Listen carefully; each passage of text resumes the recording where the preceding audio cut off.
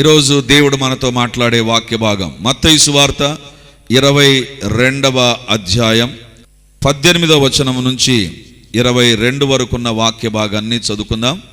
Gospel according to Saint Matthew chapter 28 versus 18 to 22. యేసు వారి చెడుతనం ఎరిగి, వేషధారులారా నన్నెందుకు శోధించుచున్నారు?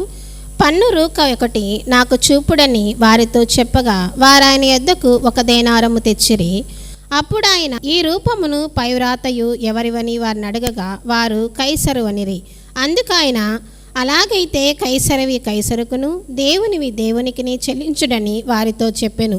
వారి మాట విని ఆశ్చర్యపడి ఆయనను విడిచి వెళ్ళిపోయిరి. దేవుని బిడ్డలారా, ఈరోజు దేవుని యొక్క వాక్యంలో నుంచి మనం ధ్యానించేటువంటి అంశం ఏంటంటే, దేవునివి దేవునికి ఇస్తున్నామా? దేవునికి సంబంధించినవి దేవునికి ఇచ్చేటువంటి వ్యక్తులుగా మనం ఉండాలి అని దేవుడు కోరుతూ ఉంటున్నాడు. ఈ యొక్క వాక్య భాగాన్ని గమనిస్తే, దేవుని వద్దకు కొంతమంది వ్యక్తులు వచ్చి దేవుని దగ్గర ఒక ప్రశ్న అడిగినట్టుగా మనం చూస్తాం. దేవుని బిడ్డలారా, చాలా రకాలైనటువంటి వ్యక్తులు యేసు ప్రభు దగ్గరికి వచ్చేవారు. ఒకరు వ్యాధులతో ఉండేవారు వచ్చేవారు, సమస్యల్లో ఉండేవారు వచ్చేవారు, జన సమూహాలు ఆయా అక్కరలు కలిగినటువంటి వారు దేవుని దగ్గరకు వచ్చేవారు. కానీ కొంతమంది వచ్చేవారు యేసు ప్రభును శోధించడానికి, ప్రశ్నించడానికి వచ్చేటువంటి వారు. చర్చికి కూడా చాలామంది వస్తూ ఉంటారు. ఎలా ఉంటారంటే, ఈరోజు దేవుడు మాట్లాడాలి అని వచ్చేవారు ఉంటారు, ఈరోజు రావాలి కాబట్టి వద్దాం అనుకునేటువంటి వారు ఉంటారు, లేదా ఈరోజు ఏ తప్పులు కనుక్కుందాం అనేటువంటి వారు కొంతమంది ఉంటారు, లేదా ఏదో రావాలి కాబట్టి వచ్చి వెళ్ళిపోదాం అనేటువంటి వారు ఉంటారు. యేసు ప్రభు దగ్గర కూడా అలాంటి గుంపులో ఉండేటువంటి వివిధ రకాలైనటువంటి ప్రజలు వచ్చేటువంటి వారు. సో ఇక్కడ గమనిస్తే యేసు ప్రభు దగ్గరికి ఒక గుంపు వచ్చారు. వాళ్ళు ఎవరో మనకు తెలుస్తుంది. 22వ అధ్యాయం 16-17 వచనాలు. అప్పుడు పరిసయ్యులు వెళ్ళి మాటలలో ఆయనను చిక్కుపరచవలనని ఆలోచన చేయొచ్చు. బోధకుడా, నీవు సత్యవంతుడవై ఉండి దేవుని మార్గము సత్యముగా బోధించుచున్నావనియు. చాలమ్మా, ఎవరు వచ్చారు యేసు ప్రభు దగ్గరికి? పరిసయ్యులు వచ్చారు. పరిసయ్యులు వచ్చి యేసు ప్రభుని ఏమని మాట్లాడుతున్నారు చూడండి. 16వ వచనంలో, బోధకుడా, నీవు సత్యవంతుడవై ఉండి, నువ్వు సత్యవంతుడవు, నువ్వు ఏది మాట్లాడినా కరెక్ట్గా మాట్లాడతావు యేసు ప్రభు అని యేసు ప్రభుకు మన భాషలో చెప్పాలంటే పంపు కొడుతున్నారు. యేసు ప్రభును గొప్పగా మెచ్చుకుంటున్నారు. యేసు ప్రభుని గురించి గొప్పగా వాళ్ళు చెప్తున్నట్టుగా కనబడుతున్నారు. కానీ బైబిల్లో చూడండి 18వ వచనం, యేసు ప్రభు ఏమంటాడు? యేసు వారి చెడుతనం ఎరిగి. యేసు ఏం ఎరిగాడంట? చెడుతనం. వాళ్ళు వచ్చి ఏమన్నారు? యేసు ప్రభును మెచ్చుకుంటూ నీవు సత్యవంతుడవు అని వాళ్ళు చెప్తూ ఉంటే, యేసు ప్రభు ఏం చేశాడు తెలుసా? వారిలో ఉన్నటువంటి చెడుతనాన్ని చూశాడు. దేవుని బిడ్డలారా, ప్రజలు నీ వస్త్రాలు చూడొచ్చు, ప్రజలు నీ మాటలు చూడొచ్చు, ప్రజలు నువ్వు చర్చకొచ్చావు లేదో చూడొచ్చు, కానీ నీలో ఉన్న చెడుతనాన్ని ఎవ్వరు చూడరు. కానీ చూచేటువంటి ప్రభు ఉన్నాడండి, చూచేటువంటి ప్రభు ఉన్నాడు. వీళ్ళు యేసు ప్రభు దగ్గరికే వచ్చారు. వీళ్ళేం బ్రాందీ షాప్కి పోలే, వీళ్ళేమి మార్కెట్కి పోలే, వీళ్ళేమి స్కూల్కు ఆఫీస్కు పోలే, యేసు ప్రభు దగ్గరికే వచ్చారు. వచ్చినటువంటి వీళ్ళు యేసు ప్రభును చూసి ఏమంటున్నారు? నీవు సత్యవంతుడవై ఉండి దేవుని మార్గమును సత్యముగా బోధించున్న ప్రభువా, నీ బోధ కరెక్ట్, నువ్వు కరెక్ట్, నీవే కరెక్ట్ ప్రభువా అన్నట్టుగా మాట్లాడుతుంటే, యేసు ప్రభు వారి యొక్క మెప్పుని చూసి ఏమంటాడు తెలుసా? వారి చెడుతనం ఎరిగి. దేవుని బిడలారా, నేను ఏ రకంగా ప్రజలు కనబడుతున్నాను అనేటువంటిది దేవుని ఎదుట ఉండదండి. దేవుడు నన్ను పూర్ణంగా, క్షుణ్ణముగా ఆయన పరీక్షించేటువంటి ప్రభు అయి ఉంటాడు, పరీక్షించేటువంటి ప్రభు అయి ఉంటాడు. దేవుని బిడ్డలారా, ఈరోజు దేవుడు మనతో మాట్లాడుతున్నటువంటి మాట ఏంటంటే, ఈ వ్యక్తులు పరిసయ్యులు, వీళ్ళు దేవుని పట్ల భయభక్తులు కలిగినటువంటి వాళ్ళు, వీళ్ళు దేవుని దగ్గరికి వచ్చేటువంటి వారు వీరు. కానీ వీరిలో చెడుతనం ఉంది. ఏంటి ఆ చెడుతనం అంటే, యేసు ప్రభునే ప్రశ్నించడానికి వచ్చారు. ఏమని ప్రశ్నించారంటే, యేసు ప్రభువా, 22వ వచనం, నీకేమి తోచుచున్నది? కైసరుకు పన్నిచ్చుట న్యాయమా కాదా? మాతో చెప్పుమని అడుగుటకు హేరోదీయులతో కూడా తమ శిష్యులను ఆయన యొద్దకు పంపిరి. పరిసయ్యులు వచ్చారు. ఇప్పుడు హేరోదు దగ్గర నుంచి కూడా కొంతమంది వచ్చారు. ఎందుకంటే యేసు ప్రభులో ఎక్కడ కూడా తప్పు కనుక్కోలేదండి. ఈ మాట చదివినప్పుడు నాకు భలే ఆశ్చర్యం వేసింది. దేవుని బిడ్డలారా, మన జీవితాలను ప్రజలు ఎలా చూస్తారో తెలుసా? నువ్వు చర్చికి వస్తున్నటువంటి దేవుని బిడ్డవని చూడడు. ఆదివారం ఉదయాన్నే మొదటి ఆరాధనకు వచ్చేటువంటి ఉదయాన్నే అన్నీ రెడీ చేసుకొని వచ్చేటువంటి వ్యక్తిగా దేవుని బిడ్డగా ప్రజలు నిన్ను చూడరు. అసలు నీ జీవితం ఎలాంటిదో ప్రజలు గమనిస్తూ ఉంటారండి. యేసు ప్రభు సత్యముగా వాక్యాన్ని బోధిస్తుంటే మెచ్చుకుంటూ యేసు ప్రభును చిక్కించుకోవడానికి, దేవుని బిడ్డలారా, మనల్ని చిక్కించుకోవడానికి మనుషులు శతవిధాల ప్రయత్నం చేస్తుంటారు. దొరకకుండా పరిశుద్ధంగా జీవించే వ్యక్తే నిజమైన క్రైస్తవుడు. నమ్మిన వారు ఆమేనంటారు. నిన్ను చిక్కించుకోవడానికి ప్రయత్నం చేసినా దొరకకుండా ఉండాలండి. నిన్ను చిక్కించుకోవడానికి ప్రయత్నం చేస్తారు. ఏదో ఒక రకంగా నాకు దొరకాలి, ఏదో ఒక రకంగా ఇతరుల తప్పులు కనుక్కోవాలి అనేటువంటి ప్రయత్నం చేస్తూ ఉన్నా యేసు ప్రభు దొరకలేదంట. ఈరోజు దేవుడు మాట్లాడుతుంటున్నాడు, దేవుని బిడ్డలమైతే అలాంటి ఛాలెంజింగ్ లైఫ్, అలాంటి సవాలుతో కూడిన జీవితాన్ని మనం జీవించాలి. మరి యేసు ప్రభు వాళ్ళు ఏమని అడిగారంటే, ప్రభువా, కైసరుకు పన్నిచ్చుట న్యాయమా? కైసరు ఔగుస్తు అనేటువంటి ఒక అధికారి ఆ ప్రాంతాన్ని పరిపాలిస్తున్నప్పుడు వాళ్ళు వచ్చి అడుగుతుంటున్నారు, పన్ను కట్టడం న్యాయమా కాదా? కైసరుకు పన్ను కట్టడం న్యాయమా కాదా? అంటే దేవుని బిడ్డ పన్ను చెల్లించవచ్చా? ఖచ్చితంగా చెల్లించాలి. ప్రభుత్వాన్ని గౌరవించాలి, చట్టాలకు లోబడాలి. పన్నులు ఎగరగొట్టే వ్యక్తిగా ఉండకూడదు, ఇతరులకు ఇచ్చే డబ్బును కూడా ఎగరగొట్టే వ్యక్తిగా ఉండకూడదు. దేవుని బిడ్డ అన్నిట్లో కరెక్ట్గానే ఉండడం దేవుడు కోరుతుంటున్నాడు. ఇక్కడ యేసు ప్రభువును చూచి వాళ్ళు అడుగుతుంటున్నారు, ప్రభువా, కైసరుకు పన్ను ఇచ్చుట న్యాయమా? యేసు ప్రభు ఏమన్నాడు తెలుసా? ఒక నాణం తీసుకురండి, ఆ నాణం పైన ఏముంది అని అడిగారు. ఆ నాణం పైన కైసరు బొమ్మ అంటే అప్పుడు యేసు ప్రభు అంటున్నాడు, కైసరుకి ఇవ్వండి, దేవునికి ఇవ్వండి. ఇవ్వవచ్చా వద్దా అంటే దేవుడు అంటున్నాడు, కైసరు అయితే కైసరుకు చెల్లించండి, ప్రభుత్వానికి సంబంధించినవి ప్రభుత్వానికి చెల్లాలి, దేవునికి సంబంధించినవి దేవునికి చెల్లాలి.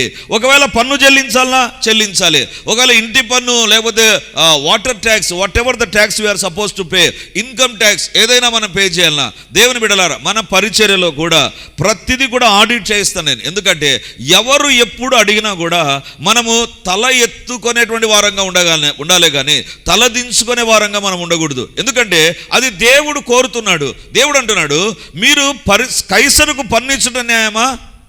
పన్ను ఇవ్వాలి, కైసరుకు చెల్లించండి.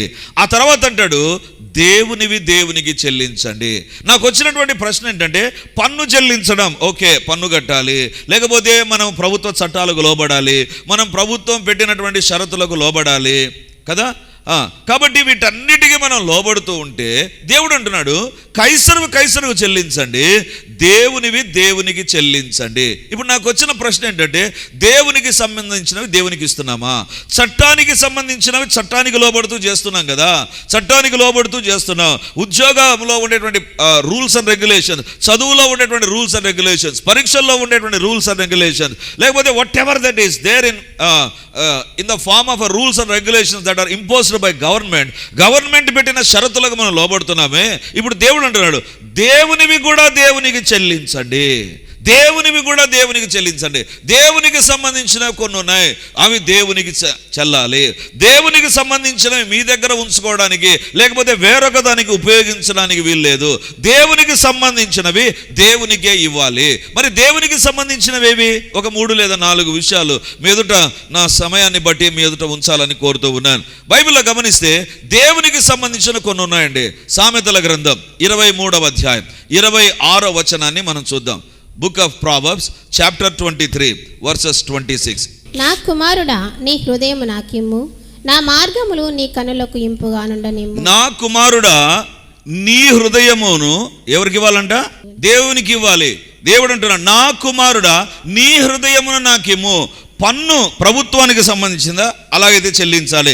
ప్రభుత్వం కొన్ని షరతులు పెట్టిందా? దానికి లోబడాలి. ప్రభుత్వం కొన్ని హద్దులు పెట్టిందా? దానికి లోబడాలి. ప్రభుత్వ చట్టాలు ఉన్నాయా? దానికి లోబడాలి. అది ప్రభుత్వానికి సంబంధించినవి. మరి దేవునికి సంబంధించిన కొన్ని ఉన్నాయి. ఏంటి? దేవుడు అంటున్నాడు, నీ హృదయమును నాకిమ్ము.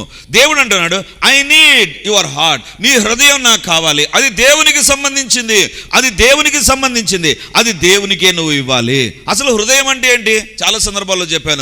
నీ ఆలోచన విధానం, నువ్వు ఏ రకంగా ఆలోచన చేస్తున్నావు, నువ్వు కూర్చొని దేని విషయమే ఆలోచన చేస్తుంటున్నావు. అది రెండవదిగా నిర్ణయాలకు సంబంధించింది, ఆలోచనలకు సంబంధించింది, నిర్ణయాలకు సంబంధించింది. మూడవదిగా నీ యొక్క భావాలకు సంబంధించింది, నీ యొక్క ఎమోషన్స్కు సంబంధించింది. నిన్నటి దినాన ప్రపంచమంతా ఒక డేను జరుపుకున్నారు. అది నేను మైక్లో చెప్పడం కూడా నాకు ఇష్టంలా. అది ఏందో పువ్వు ఇచ్చి అది ఇచ్చి ఇది ఇచ్చేది ఆ రోజు కదా అది. నిన్నటి దినాన ఒక పెళ్ళికి నేను వెళ్ళానండి. పెళ్ళికి వెళ్తే ఆ పెళ్ళిలో వేదిక పైన ఉన్నటువంటి చాలామంది పాస్టర్స్లు పెళ్లి మెసేజ్ కంటే ఆ రోజు నిన్నటి రోజు యొక్క ప్రత్యేకతను గురించి మాట్లాడుతుంటున్నారు. నిన్నటి రోజున గురించి అది ఒక డే అని దానికోసం నాకు అనిపించింది, పాస్టర్లు ఏంటి దీని గురించి మాట్లాడడం ఏంటి, పాస్టర్లు ఏంటి ఎవడో పెట్టినటువంటి ఒక పాప సంబంధమైనటువంటి లేకపోతే ఏమండి ఆ ఒక్కరోజుకైనా ప్రేమ ఉండాల్సింది, ఆ ఒక్కరోజైనా ఒక వ్యక్తి ఇంకొక వ్యక్తిని ప్రేమించాల్సింది. దేవుని బిడలారా, ప్రేమ శాశ్వత కాలం ఉంటుంది. ఏదో పువ్వు ఇచ్చి వాడిపోయేంత టెంపరీగా ఉండేటువంటి ప్రేమ అది లోకంలో ఉండేటువంటి ప్రేమ. దేవుని ప్రేమ శాశ్వతమైంది. కానీ అక్కడ గమనిస్తే ఆలోచనలన్నీ పెళ్లి సందేశం కంటే పెళ్లి కుమారునికి పెళ్లి కూతురును కూడా మళ్ళీ దానికే కలెక్ట్ చేశారు. మళ్ళీ డేట్ పెట్టుకున్నారు. మీరు ఎవరు పెట్టారో ఈ డేట్? దేవుని బిడ్డలారా, నాకు అనిపించింది ఎక్కడికి పోతున్నాం మనం? దేవుని యొక్క ఒక ఇంపార్టెంట్ వ్యవస్థ ఒకటి ఏంటంటే కుటుంబం. ఇద్దరు ఒక కుటుంబంగా తయారవుతుంటారంటే వాళ్ళకు చెప్పాల్సింది ఏంటి? దేవుని వాక్యంలో ఉన్నటువంటి విశిష్టత చెప్పాల్సింది. పోనించి తలంపులన్నీ మారిపోతున్నాయి. ఎవరివి? దైవ సేవకులనబడిన వారు. దేవుడు అంటున్నాడు, నీ హృదయం నాకిమ్ము. నీ హృదయంలో ఏముంది? ఆ రోజు ప్రత్యేకత, ఆ రోజు విశిష్టత, ఆ రోజు ఏంటి? ఆ రోజు దేవుని బిడలారా, నీ హృదయం నాకిమ్ము. హృదయంలో ఏముండాలి? దేవుని బిడలారా, హృదయం అనేటువంటిది ఏంటి తెలుసా? ఒక స్టీరింగ్ అండి. ఒక వెహికల్కు ఒక స్టీరింగ్ ఏ రకంగా ఉంటుందో నీ హృదయమే నిన్ను నడిపిస్తుంది. నీ ఆలోచన, నిన్నటి దినాన్ని ఆలోచన చేసిన ఈరోజు మొదటి ఆరాధనకి వెళ్ళాలి. నీ ఆలోచన ఈరోజు నిన్ను ఇక్కడికి నడిపించింది. నీ యొక్క ఆలోచన ఈరోజు ఇక్కడ నడిపించింది. నీ నిర్ణయం ఇక్కడికి నడిపించింది. ఆలోచన అనేటువంటిది, నిర్ణయాలు అనేటువంటిది, భావాలు అనేటువంటిది. ఇంకో మాట చెప్తాను, విశ్వాసం కూడా ఎక్కడి నుంచి పుడుతుంది? హృదయంలో నుంచి పుడుతుంది. ఇప్పుడు దేవుడు అంటున్నాడు, ఆ హృదయాన్ని నాకిమ్ము, ఆ హృదయాన్ని నాకేమో. దేవుని బిడలగా ప్రతిరోజు మన హృదయాన్ని గురించి దేవుడు అడుగుతున్నాడు. నీ హృదయం నాకిచ్చావా? ఎవరికైనా ఇచ్చేసావా? నీ హృదయం నాకిచ్చేసావా? లేకపోతే పాప తలంపులకు ఇచ్చేసావా? పాప నిర్ణయాలకు ఇచ్చావా? పాప సంబంధమైన స్థితిగతులకు ఇచ్చావా? ప్రతిరోజు దేవుడు అడుగుతాడు, నీ హృదయం ఎవరి దగ్గర ఉంది? ఎవరి దగ్గర ఉంది? నా కుమారుడు అయితే నీ హృదయం నాకిమ్ము. నీ ఆలోచన, నీ నిర్ణయాలు, నీ భావోద్వేగాలు, everything it should be relevant to me. నాకు సంబంధించినవిగా ఉండాలి. దేవుని బిడలారా, మన హృదయాలు ఏ రకంగా ఉంటాయి? బైబిల్లో మనం చూస్తాం కదా. హెబ్రీలకు రాసిన పత్రిక 3వ అధ్యాయం 13వ వచనంలో మన హృదయం యొక్క స్థితిగతిని ఒకటి వివరించినట్టుగా మనం చూస్తాం. హెబ్రీలకు రాసిన పత్రిక 3వ అధ్యాయం 13వ వచనం 3:13. నేడు మీరు ఆయన శబ్దమును విని ఎడల కోపము పుట్టించినప్పటి వలె మీ హృదయములను కఠినపరచుకొనకూడని ఆయన చెప్పెను గనుక పాపము వలన కలుగు భ్రమచేత మీలో ఎవడును కఠినపరచబడకున్నట్లు నేడు అనబడు సమయం ఉండగానే ప్రతిదినము ఒకరికొకడు బుద్ధి చెప్పుకొనుడి. ఏమంట? మీ హృదయములు ఏ రకంగా ఉన్నాయంట? కఠినపరచుకొనకుడి. దేవుని యొక్క బిడ్డగా నీ హృదయాన్ని నీ ఆలోచనల విషయంలో కఠినపరుచుకుంటున్నావేమో. ఏముందిలే, ఏముంది, ఒకసారి ఆలోచన చేస్తే ఏమవుతుంది, ఈ తప్పుడు ఆలోచన వస్తే ఏమవుతుంది, తప్పుడు నిర్ణయాలు తీసుకుంటే ఏమవుతుంది, ఏమవుతుంది? దేవుని బిడ్డలారా, నువ్వు ఎప్పుడైతే ఒక తప్పుడు నిర్ణయం తీసుకుంటున్నావో నీ హృదయం దేవునికి ఇవ్వడంలా నీ హృదయాన్ని కఠినపరుచుకుంటున్నావు. దేవుని బిడ్డగా దేవుడు అడుగుతాడు, నీ హృదయం నాకేమో, అది దేవునికి సంబంధించింది. God is expecting that your heart should be there with the Lord. దేవునితో నీ హృదయం ఉండాలి, కఠినం చేసుకోవద్దు. దేవుడు మాట్లాడుతున్నప్పుడు నీ ఆలోచనల విషయాలు, నీ నిర్ణయాల విషయాలు దేవుడు సందేశాల ద్వారా మనతో మాట్లాడుతూ ఉంటాడు. ఇది నువ్వు చెయ్యాలి, ఇది నీ కుటుంబంలో ఉండాలి. మనం వింటాం, వెళ్ళిపోయేటువంటి వారం అయితే దేవునికి నీ హృదయాన్ని ఇవ్వలేదు, దేవునికి నీ హృదయాన్ని ఇవ్వలేదు. దేవుడు అంటాడు, కైసరువి కైసరికి ఇవ్వండి, దేవునికి ఇవ్వాలి. నీ ఆలోచనలు, నీ నిర్ణయాలు, ఒక నిర్ణయం తీసుకుంటున్నావా, ఒక స్థలానికి వెళ్ళాలి, ఒకరితో మాట్లాడాలి, ఒకటి మనం ఇవ్వాలి. Let every decision be with in the framework of God.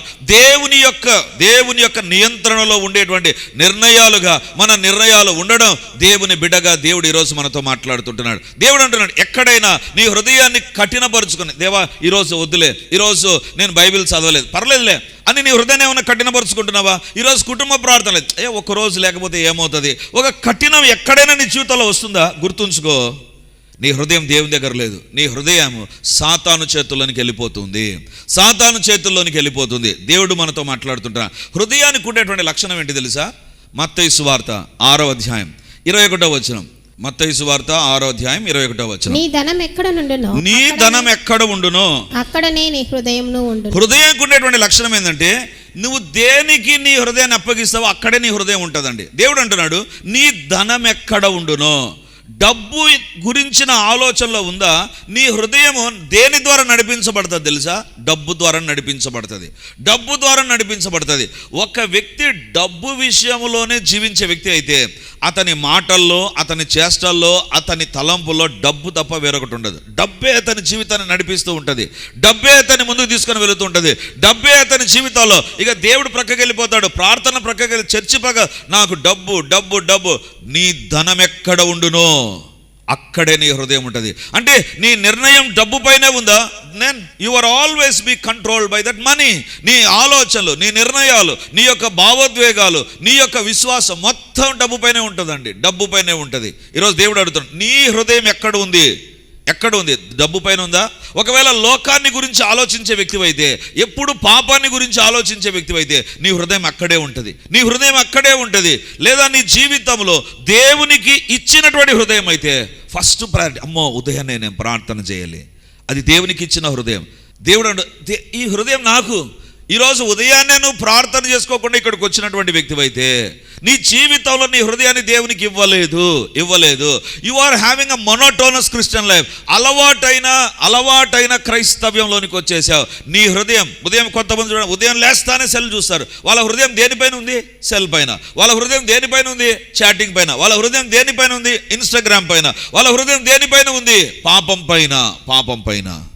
దేవుడు అంటున్నాడు, కైసరుకి ఇవ్వండి, దేవునికి సంబంధించిన హృదయం దేవునికి ఇచ్చేటువంటి వారంగా ఉండాలి. ఈరోజు ప్రశ్నించుకుందాం, నీ హృదయం ఎక్కడ ఉంది? నీ హృదయం ఎక్కడ ఉంది? ఒకవేళ ఎవరైనా నిన్ను ఇంట్లో ఏదైనా ఒక మాట అన్నారా, దాని గురించి చర్చలకు వచ్చిన తర్వాత ఎందుకన్నారు, ఏం పని ఉంటుంది వాళ్ళకు? నీ హృదయంలో అదే ఉంటుందండి. వాక్యం ఉండదు, పాట పాడుతుంటాం, చప్పట్లు కొడుతుంటాం, అంతే. ఎక్కడో ఆలోచనలో ఉంటాం. ఎందుకు? మన హృదయము ఆ సమస్యకు, ఆ మాటకి ఇచ్చేసాం, దానికి ఇంకా లింక్ అయిపోయింటుంది. ఈరోజు దేవుడు అడుగుతుంటున్నాడు, నీ హృదయాన్ని సాతాను ఎక్కడికి తిప్పుతున్నాడో నీకు తెలుసు. వెంటనే దాన్ని మార్చుకో. అందరము పొద్దుతిరుగుడు పువ్వును చూసింటాం కదా. ఈ పొద్దుతిరుగుడు పువ్వుకు భలే పేరు పెట్టారు. అది ఏ పక్కకు పొద్దుందో ఆ పక్కకు తిరుగుతుందండి. అది ఎక్కడైనా ఉండని, ఏ ఊర్లో అయినా, అది కడపలో ఉని, లేకపోతే పక్కీరపల్లిలో ఉని, బాంబేలో ఉని, ఎక్కడైనా నువ్వు దాన్ని నాటు, అది సూర్యుని వైపు తిరుగుతుందండి. ఎక్కడున్నా కూడా. దేవుని బిడ్డలారా, నీ హృదయం దేవునికి ఇచ్చినటువంటి వ్యక్తి అయితే అది ఉద్యోగంలో దేవుని వైపే తిరిగే ఉంటుంది. లేకపోతే భార్యాభర్తల సంబంధాల మధ్య దేవుని వైపే తిరిగి ఉంటుంది. అత్త కోడళ్ళ సంబంధాల మధ్య దేవుని వైపే తిరిగి ఉంటుంది. నీ హృదయం దేవునికి ఇచ్చిన హృదయం అయితే, అమ్మో ఈ విషయంలో నేను ఎక్కడైనా దేవునికి వ్యతిరేకంగా పాపం చేస్తానేమో, వ్యతిరేకంగా దేవునికి కార్యాలు నేను చేస్తానేమో. Always your heart will be worried about God and godly things. దేవుని విషయాల పట్ల నీకు ఆసక్తి ఉంటుంది. నీ హృదయం దేవునికి ఇవ్వబోతే ఇక్కడ మాత్రమే వాక్యాన్ని వింటాం, దాటిన తర్వాత జ్ఞాపకం ఉండదు. ఎందుకు? వేరొకటి అన్నీ నీ హృదయంలో ఉంటాయి. దేవుడు ఉండడు. దేవుని వాక్యం ఆదివారం ఏదో ఆరాధనకు రావాలి. ఆదివారం ఆరాధన హృదయమా, లేకపోతే నీ హృదయం దేవునికి ఇచ్చేసావా? సినిమా పాటలు చాలా ఉంటాయి కదా, నా హృదయం నీకోసమే. అందుకే రక్తము, రాజారెడ్డి వీధిలో ఒక షాప్ చూసి ఆశ్చర్యపోయాను నేను. చాలా డ్రాయింగ్స్ ఉన్నాయి, బ్లడ్ డ్రాయింగ్ కూడా ఉందండి. నిన్నటి దినాన్ని రాసిండ్రు చాలామంది వేస్ట్ క్యాండిడేట్లు, రక్తముతో రాసుకునేటారు కొన్ని. దేవుని బిడలారా, ఈరోజు దేవుడు అడుగుతున్నాడు, నీ హృదయము ఎవరికి ఆధీనంలో ఉంది? ఎవరు ఆధీనంలో ఉంది? ఒక వ్యక్తి యొక్క తలంపుల ఆధీనంలో ఉందా? ఒక పాపపు ఆధీనంలో ఉందా? లేకపోతే లోకం ఆధీనంలో ఉందా? డబ్బు ఆధీనంలో ఉందా? దేని ఆధీనంలో ఉంది? దేవుడు అంటున్నాడు, నీ హృదయము దేవునికి ఇవ్వు. నీ హృదయము దేవునికి సంబంధించిన హృదయంగా. ఎందుకంటే దేవుడు అంటాడు, నీ హృదయం నాకిమ్ము. ఈరోజు దేవుడు అడుగుతున్నటువంటి మాట, నీ హృదయాన్ని దేవునికి ఇచ్చావా? నీ ఆలోచనలు దేవుని బిడ్డగా నువ్వు ఆలోచన చేస్తున్నావా? లేకపోతే నీ ఫ్రెండ్ ఆలోచనలు, నీ యొక్క బంధువుల ఆలోచనలు, నీ స్నేహితుల యొక్క ఆలోచనలు, ప్రతి ఆలోచన దేవునికి లోబరచబడినటువంటి ఆలోచన కాదా? నీ నిర్ణయాలు ఏ రకంగా ఉన్నాయి? కుటుంబంలో పిల్లల విషయంలో, లేకపోతే ఒక కొనేటువంటి విషయంలో దేవుని బిడ్డగా నీ ఆలోచనలు ఉన్నాయా? ఈరోజు దేవుడు అడుగుతుంటున్నాడు, నీ ఆలోచనలన్నీ, నీ నిర్ణయాలన్నీ, నీ భావోద్వేగాలు, నీ విశ్వాసం నీ హృదయంలో ఉంటాయి. ఆ హృదయాన్ని దేవుడు అడుగుతున్నాడు, నీ హృదయాన్ని నాకిమ్ము. I need your heart. కైసరుకు చెల్లించు, దేవునికి సంబంధించిన హృదయాన్ని దేవునికి ఇవ్వు. ఈరోజు ప్రశ్నించుకుందాం, నీ హృదయంలో దేవుడు ఉన్నాడా? దేవుని బిడ్డలారా, దేవుడు లేకపోతే నీ ఆలోచనలు వేరుగా ఉంటాయి, నీ మాట తీరు వేరుగా ఉంటుంది, నీ నిర్ణయాలు వేరుగా ఉంటాయి. You will be out of control. ఏంటి ఇలా ఉన్నానే అనేటువంటి తలంపు వస్తుంది. If you are within the control of the almighty God, then your thoughts will be different. నీ ఆలోచనలు వేరుగా ఉంటాయి, నీ నిర్ణయాలు వేరుగా ఉంటాయి. దేవుని బిడ్డలారా, ఒకరోజు పాస్టర్స్ కాన్ఫరెన్స్ ఇక్కడ జరిగిన తర్వాత లోపల పాస్టర్స్ అందరు కూర్చుంటే నా ప్రక్కన ఒక దైవ సేవకుడికి వచ్చి కూర్చున్నాడు. భోంచేస్తున్నప్పుడు అనేక విషయాలు మాట్లాడుతూ నన్ను ఒక ప్రశ్న అడిగాడు. సుధీర్, రిడీమర్ అనే పేరు ఎట్లా పెట్టావు నువ్వు అన్నాడు. నేను అడిగాను, ఎందుకు అంకుల్ మీరు ఆ ప్రశ్న అడుగుతున్నారు? రిడీమర్ అనే పేరు ఎందుకు పెట్టావు? నేను అడిగాను, ఎందుకు అడుగుతున్నారు? అది అంత ఎవ్వరు పెట్టనటువంటి పేరు కదా, ఎందుకు పెట్టావు నువ్వు అని అడిగాను. నేను అడిగాను, అది బాగుందా లేదా? చాలా అద్భుతమైన పేరు కదా, చాలా అద్భుతమైన పేరు. నేను అడిగాను, ఏదో నా మినిస్ట్రీకి ఒక పేరు ఉండాలని నేను నెట్లో వెతికి, ఇది నా స్టైల్ ఏంటి తెలుసా, పేర్లు పెట్టాలని నెట్లో వెతుకుతారు. బిడ్డకు పేరు పెట్టాలని నెట్లో కూర్చొని వెతికి అన్ని డౌన్లోడ్ చేసి దీంట్లో ఏది బాగుంటుంది. ఆయన ఏమనుకున్నా అంటే అట్లా ఎతకానేమో అనుకున్నాడు. నేను అడిగాను, నేను అలా ఎతకలేదు, నేను ఉపవాస ప్రార్థన చేస్తుండగా దేవుడు నాకు ఇచ్చిన పేరు ఇది, అందుకే అద్భుతంగా ఉంది. ఒక నిర్ణయం దగ్గర, ఒక పేరు దగ్గర ఏది బాగుంటుంది కాదు, అది దేవుని బిడ్డగా నీ హృదయంలో దేవుడు ఉన్నట్లయితే ఆ పేరు పెట్టే దగ్గర కూడా దేవుని దగ్గర కనపడతాను. అందుకే ఎవరైనా తల్లిదండ్రులు పేరు పెట్టడానికి వస్తే వాళ్ళు కూర్చొని క్లాస్ బిగుదా. పేరు పెట్టాల్సింది ఎవరు తెలుసా? దేవుడు పేరు పెడతాడు, రెండవదిగా తల్లిదండ్రులు పేరు పెడతారు. ఎందుకు పేరు పెట్టాలి తెలుసా? నీవు నీ బిడ్డ ఏ రకంగా ఉండాలని ఆశపడతావో అదే పేరును పెట్టాలి నువ్వు. నా బిడ్డ ఈ రకంగా ఉండాలని. ఇప్పుడు కొంతమంది అనుకో, పెట్టేసాం కదన్నా, ఇప్పుడు ఏమి ఎట్లా చేయాలా, వదిలేసిండి, ఇప్పుడు నుంచి ప్రార్థన చేయండి. ఒకవేళ తప్పుడు పేరు పెట్టాము అనుకుందాం, లేదా దేవుని అడుగుదాం, ప్రభా బిడ్డను మార్చు ప్రభా. నా మాట యొక్క ఉద్దేశం ఏంటంటే, నీ హృదయంలో దేవుడు ఉంటే పేరు దగ్గర కానీ మాట దగ్గర కానీ అన్ని విషయాల్లో దేవుని హృదయములో ఏ రకంగా ఉంటుందో అదే రకంగా నీ హృదయంలో కూడా ఉంటుంది. నీ ఆలోచనలైనా, నీ నిర్ణయాలైనా, నీవు భావోద్వేగాలైనా, నీ యొక్క విశ్వాసమైనా. దేవుని బిడ్డలారా, కొంతమంది చర్చికి వస్తారు, కానీ వాళ్ళ విశ్వాసం ఎట్లుంటుంది తెలుసా? చర్చిలో ప్రార్థనకు ఏదన్నా ఒకటి తగ్గలేదా, వెంటనే ఇంకా నెక్స్ట్ ఏం చేద్దాం, ఎక్కడ దారం కట్టించుకుందాం, ఎక్కడికి పోదాం, ఏ బొట్టు పెడదాం. హృదయం దేవునికి ఇవ్వాలా. హృదయం ఏ రకంగా ఉందంటే, తగ్గిందా, ఓకే దేవుడు, తగ్గలేదా, ఇంకా నెక్స్ట్ ఏం చేద్దాం. నీ హృదయంలో దేవుడు ఉన్నట్లయితే you will not have a different oscillations. అటు ఇటు ఊగేటువంటి వ్యక్తిగా ఉండవు, ఒకటే రకంగా ఉంటావు. దేవా నిన్నే నమ్మి ఉన్నాను, నీవే నా యొక్క సమస్తం. నీ హృదయం దేవునికి ఇవ్వాలి. ఇచ్చామా? ఏదో ఒక రోజు ఇచ్చినటువంటి అనుభవం కాదు. You must be very careful about your decisions. You must be very careful about your thoughts. You must be very careful about your feelings. You must be very careful about your faith. నీ యొక్క విశ్వాసము కూడా దేవుని పైన ఆధారపడాలి. అందుకంటాను, హృదయం అనేటువంటి ఒక steering, నేను నడిపించేది. దేవుడు నిన్ను నడిపిస్తున్నాడా? ప్రతి విషయంలో దేవుని పైన నువ్వు ఆధారపడతావు. దేవుడు నిన్ను నడిపిస్తున్నాడా? నీ ఆలోచనల విషయంలో నీకనిపి తప్పుడు ఆలోచన, ఇది నేను చేయకూడదు, నేను చేయను, ప్రక్కకి వెళ్ళిపోతావు. Because if God is in control of your heart, నీ హృదయాన్ని దేవుడు కంట్రోల్ చేసే వ్యక్తి అయితే నీ యొక్క థాట్స్, నీ యొక్క డెసిషన్స్, నీ యొక్క feelings and your faith will always be controlled by godly things. ఈరోజు దేవుడు అడుగుతున్నాడు, కైసరుకి ఇవ్వు, దేవునికి సంబంధించిన హృదయాన్ని దేవునికి ఇవ్వు. రెండవదిగా ఏమి దేవునికి ఇవ్వాలి? దానియేలు గ్రంథం 6వ అధ్యాయం, book of Daniel chapter 6 verse 10. Book of Daniel chapter 6 verse 10. ఈ శాసనము సంతకము చేయవన్నని దానియేలు తెలుసుకొనెను. అతడు తన ఇంటికి వెళ్ళి యథాప్రకారముగా అనుదినము ముమ్మారు మోకాళ్ళుని తన ఇంటి పైగది కిటికీలు యెరూషలేము తట్టునకు తెరవబడి ఉండగా తన దేవునికి ప్రార్థన చేయుచు ఆయనను స్తుతించుచూ వచ్చెను. ఇట్టి శాసనము సంతకము చేయబడనని దానియేలు తెలుసుకొని అతడు తన ఇంటికి వెళ్ళి యథాప్రకారము అనుదినము ముమ్మారు మోకాళ్ళుని తన ఇంటి పైగది కిటికీలు యెరూషలేము తట్టునకు తెరవబడి ఉండగా తన దేవునికి ప్రార్థన చేయుచు ఆయనను స్తుతించుచు వచ్చాను. దేవుని బిడ్డలారా, దేవుడు నీ దగ్గర నుంచి కోరేటువంటిది రెండవది ఏంటి తెలుసా? అనుదినము నీ సమయాన్ని దేవునికి ఇచ్చేటువంటి వ్యక్తిగాను ఉండాలి. అనుదినము నీ సమయం 24 గంటలు ఉంది. ఆ 24 గంటల్లో ఒక స్పెసిఫిక్ టైం అనేటువంటిది దేవునికి నువ్వు ఇచ్చేటువంటి వ్యక్తిగా ఉండాలి. 24 గంటలు దేవుడు అడగడండి. 24 గంటల్లో ఇక్కడ చూడండి, దానియేలు అనుదినం ఏం చేస్తాడంట, తన ఇంటిలో ముమ్మారు మోకాళ్ళుని దేవునికి ప్రార్థన చేసేవాడు. 3 సార్లు దేవునికి ప్రార్థన చేశాడు. 24 గంటల్లో 24 సార్లు దేవునికి ప్రార్థన చేయలే. 24 గంటల్లో మిగిలిన సమయంలో అతడు ఉద్యోగం చేస్తున్నాడు, ఒక ఉన్నతమైన స్థాయిలో ఉంటున్నాడు, కానీ తన సమయాన్ని దేవునికి ఇస్తూ ఉంటున్నాడు. దేవుని బిడ్డలారా, ఈరోజు దేవుడు నీతో మాట్లాడుతుంటున్నాడు. We are having so many schedules in our life. మన జీవితంలో చాలా రకాలైనటువంటి పనులు, బాధ్యతలు మనం కలిగి ఉంటాం. వీటన్నిటి మధ్య దేవుడు కోరుతున్నాడు, నీ సమయం దేవునికి ఇవ్వాలి, నీ సమయం దేవునికి ఇవ్వాలి. ఎందుకు తెలుసా? కీర్తనకారుడు అంటాడు, నా కాలగతులు నీ వశంలో ఉన్నాయి ప్రభువా, my times are in your hands. కానీ దేవుడు ఏం చేశాడు తెలుసా? ప్రతిరోజు 24 గంటలు నీకు ఇచ్చాడు. 24 గంటలు నీకు ఇచ్చిన తర్వాత ఆ 24 గంటల్లో ఏదో ఒక సమయాన్ని దేవునికి ఇచ్చే వ్యక్తిగా ఉండాలి. ఆదివారం అయిందా, ఉదయపు మొదటి ఆరాధనకు రావాలన్నా ఖచ్చితంగా కంటిన్యూస్గా సిస్టమేటిక్గా టయానికి దేవుని మందిరానికి వచ్చేటువంటి వ్యక్తిగా ఉండాలి. టయానికి దేవుని మందిరానికి వచ్చేటువంటి వ్యక్తిగా ఉండాలి. నీ సమయం దేవునికి ఇచ్చేటువంటి వ్యక్తి అయితే నీ సమయాన్ని వేరొక దానికి అప్పగించవు. నువ్వు ఉద్యోగం 9:30 తమ్ము 9:30కి ఇవ్వాలా, ఇచ్చేస్తాం అంతే, లేదా హాఫ్ డే లీవ్ పడుతుంది. చర్చిలో అది ఉండదు కదా. కాబట్టి ఎంత లేటుగా వచ్చినా పర్వాలా.